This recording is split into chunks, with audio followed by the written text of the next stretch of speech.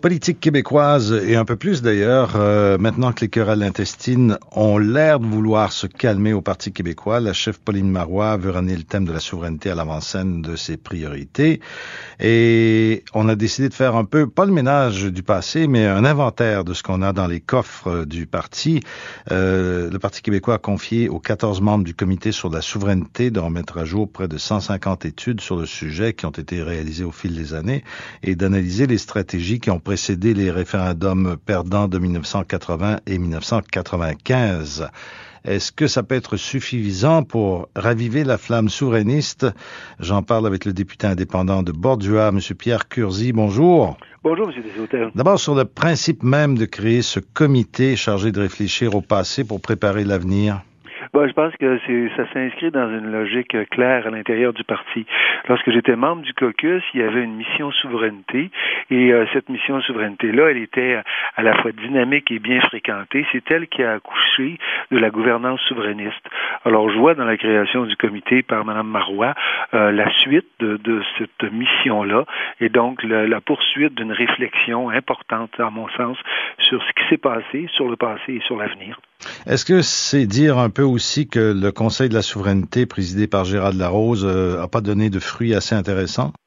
Je pense que ce sont deux démarches différentes. Il est clair que le comité présidé par Mme Marois est donc sous l'égide du PQ. Le Conseil de la souveraineté a dans ses cartons des États généraux.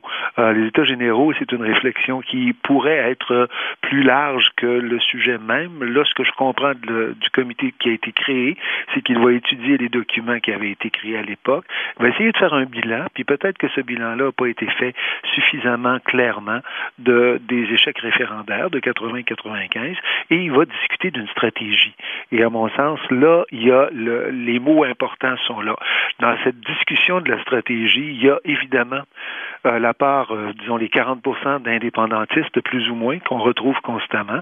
Puis il y a aussi la question de comment les 40% de ceux qui ne sont pas indépendantistes, mais qui souhaitent cependant qu'il y ait des réformes constitutionnelles, comment faire pour que ces deux 40%-là s'adjoignent et fassent un 80% qui permettrait la tenue d'un référendum avec un bon espoir de le remporter. C'est quand même un peu étonnant de voir que des années plus tard, cette analyse-là de la stratégie qui a échoué en 80 et en 95 n'a pas été réalisée, non? Ben, on sort ça a été des blessures profondes. Il faut se souvenir, nous sommes nombreux à avoir vécu et 80 et 95. Et ce qui a suivi 95, ça a été une blessure tellement profonde que ça nous a tous projetés vers des destins individuels, grosso modo, et nous a fait craindre surtout que le rêve devienne impossible ou que le sujet devienne obsolète. Et moi, j'entendais juste avant, vous aviez des informations, M. Charest faisait des déclarations là-dessus. Je partage pas du tout ce point de vue-là. Moi, je suis convaincu que c'est clair qu'avec un gouvernement conservateur tel qu'il est actuellement, les gens sont bien conscients que notre statu quo ne peut pas durer indéfiniment. Et donc, quelle que soit leur opinion sur l'indépendance ou pas l'indépendance, ils sont conscients qu'il faut renégocier quelque chose. Pour les indépendantistes, la solution est claire. Pour les autres, c'était peut-être qu'il va y avoir là un exercice à faire.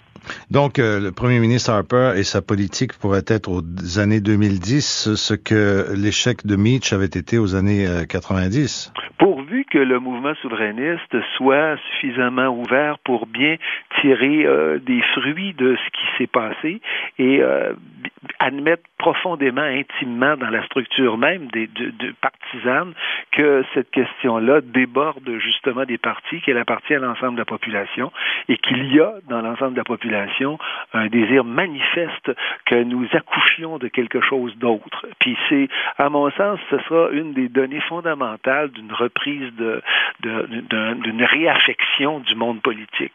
Ce lien-là, entre pour combattre le cynisme, il faut retrouver une sorte de clairvoyance qui permet à tout le monde d'exprimer clairement sa volonté qui est une évolution dans notre système constitutionnel et politique. Et la formule du comité, donc, sur la souveraineté, présidée par Mme Marois, secondée par le chef du Bloc, Daniel Payé, avec des gens qui sont associés au mouvement, sinon au parti, même si ce groupe de réflexion va se rapporter au Parti québécois, ça vous semble assez large, assez inclusif, ça?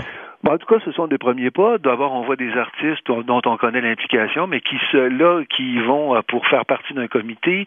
Il y a, Mme Carbonneau qui vient du milieu syndical. Il y a des gens, d'anciens stratèges. Il y a des députés actuels, de jeunes députés du parti. Alors, je trouve que déjà, on élargit le champ. On sort du strict domaine partisan. On s'ouvre et c'est un très bon signe. On vous a pas invité? Je suis toujours en réflexion personnellement quant à mon avenir. Oui, non, mais ça vous empêche pas de réfléchir sur la question. Si il est bien clair que si Mme Carbonneau ou Emmanuel Bilodeau ou Daniel Payet peuvent en être, non? Oui. Je ferme pas la porte, puis peut-être que ce comité-là n'est certainement pas non plus exclusif et appelé à demeurer intact. Peut-être que nous verrons, mais pour le moment, je suis toujours en réflexion. Le député toujours indépendant de Bordua, Pierre Curzi. Merci beaucoup. Merci, au revoir. Au revoir.